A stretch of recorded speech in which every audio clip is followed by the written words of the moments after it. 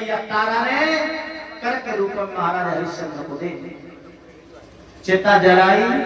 आज मैया नगिन हो गई, आदि सारी पुत्र पर डाल दी, आदि महाराज को दे दी कफन के रूप में, नगिन अवस्था में है। इधर सारी रात सोई नहीं थी, इधर पुत्र के वियोग में रोती रही, सर के बाल खुले हुए हैं, शरीर पर साड़ी नहीं है, नगर में जाऊं तो कैसे जाऊं। तो मैया एक नगर से बाहर मंदिर था, उस मंदिर में जाके बैठ गई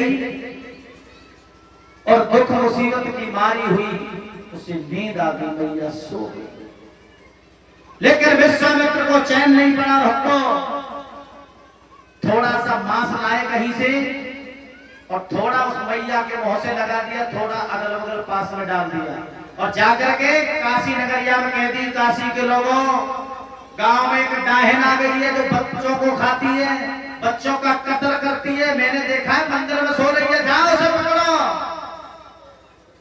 भक्तजनों, राजा ने कालू मेहत्र को बुलाया, कालू उस हरिया को बुलाओ, उस डाहिन का वध करवाओ भाई, बच्चों का कत्ल करती है।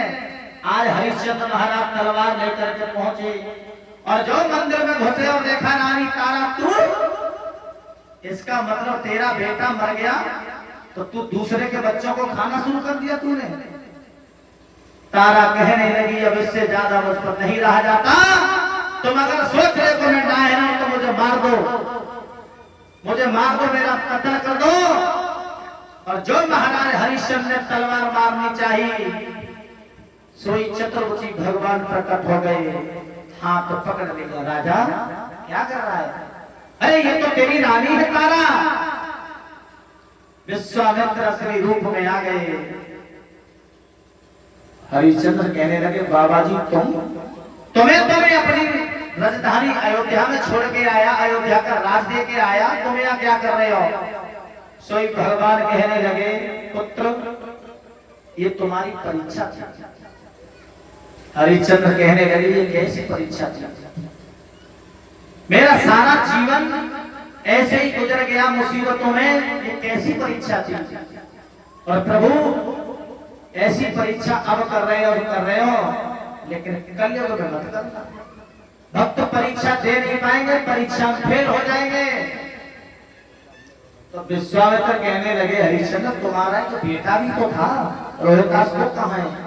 सो आंख में आंसू आ गए। बोले प्रभु वो तो खत्म हो गया, मर गया। बोले आवाज लगाओ, और जो आवाज लगाई है पुत्र रोहितास के नाम की, आज रोहित खेलता हुआ मरघट की तरफ से दौड़ा चला। तीनों प्राणी मिले हैं, तीनों प्राणियों से कहा है, भक्त हम तुम्हारी परीक्षा से पास हैं, खुश हैं, तुम परीक्षा पास हो गए, कुछ मांग लो। तो हरिश्चंद्र दोनों हाथ जोड़ के कहने लगे, प्रभु कुछ नहीं, साईं इतना दीजिए जामे कुटुंब समाए, मैं भी भूखा ना रहूं, कोई साधु न भूखा जाए। बस इतना दे दीजिए, मुझे समय से भोजन मिलता रहे, मेरे द्वार दरवाजे पर कोई भाट भिखारी अतिथि ब्राह्मण संत आ जाए, वो कभी खाली हाथ न जाए। राज्य वापस किया। इस तरीका से महाराज हरिश्चंद्र की कथा ये पूर्ण होती है। आज रात्रि में भगवान श्री राम का जन्म कब हुआ, क्यों हुआ, कैसे हुआ, और उसके बाद सीता के साथ शादी कैसे हुई, झांकी के द्वारा दिखाया जाएगा। अधिक से अधिक संख्या में आए और कैमरा वाला आ जाएगा। चल दिया वो गांव से, कल उसके घर कोई दिक्कत थी इसलिए नहीं आया। मंगा तो पहले से ही लेते, लेकिन भीड़ नहीं थी इसलिए नहीं मंगा, क्योंकि चार्ज ज्यादा लेते हैं। शादी में वीडियो बनवाओ तो कम से कम 10-12 देते हैं, शादी में वीडियो बनवाओ। तो इस कथा का अंतिम मुख्य गीत है, बोले सभी माता ताली बजाते हुए।